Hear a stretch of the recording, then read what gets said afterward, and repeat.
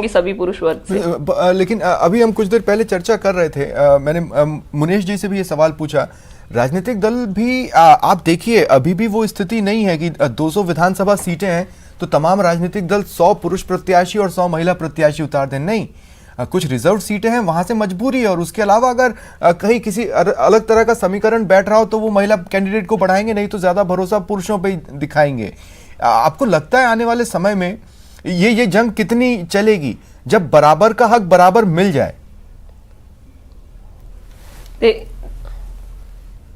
देखिए, मैं यही कहूंगी कि महिलाओं को कमजोर नहीं समझे, बराबर का हक मिलना चाहिए, और मेरा मानना है बहुत जल्द मिलेगा। क्योंकि पहले ये डिफरेंस इसलिए होता था कि महिलाएं पढ़ी लिखी नहीं होती थी।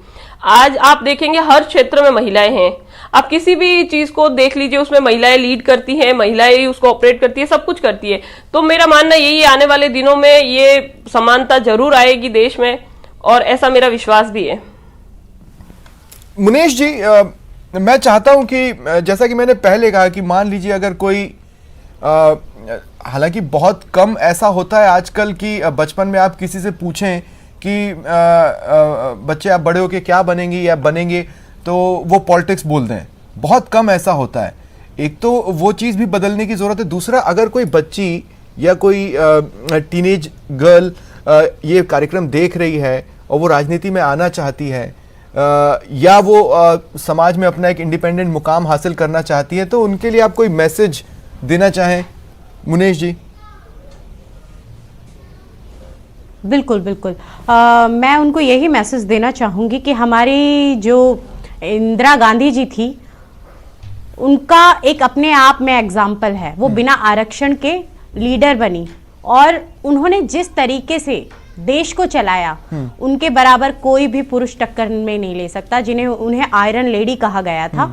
तो ऐसा नहीं है कि आप अपने खुद के डिसीजन पे, जैसा मैंने कहा कि हमें बार बार सिखाया गया है कि आपका डिसीजन सही होना चाहिए, आप सही कर रहे हो। मेरे साथ एक और गेस्ट जुड़ रही है मुनेश जी, मैं इंट्रोड्यूस करवाना चाहता हूँ। जोधपुर उत्तर निगम की मेयर है कुंती देवड़ा, वो मेरे साथ जुड़ रही हैं। कुंती जी, स्वागत है आपका न्यूज़ 18 राजस्थान पर।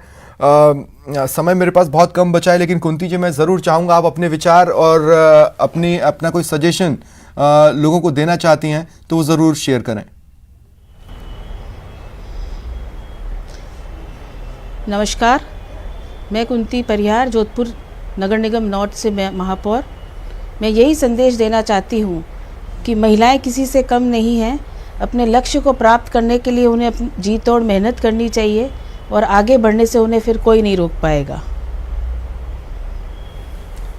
चलिए, शुक्रिया।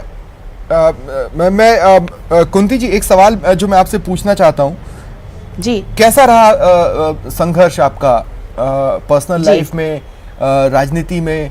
क्या आपने कभी ये महसूस किया कि नहीं, डिफरेंशिएशन होता है, एक महिला होने के नाते हमारी जंग ज़्यादा कठिन होती है आगे बढ़ने में?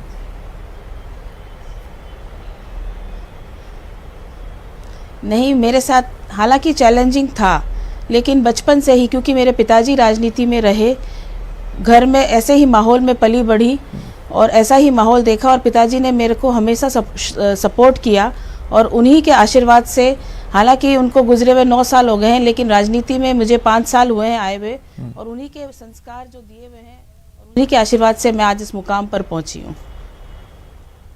और समाज ने और परिवार ने मेरा बहुत सपोर्ट किया है, जिसका मैं बहुत बहुत धन्यवाद देती हूँ।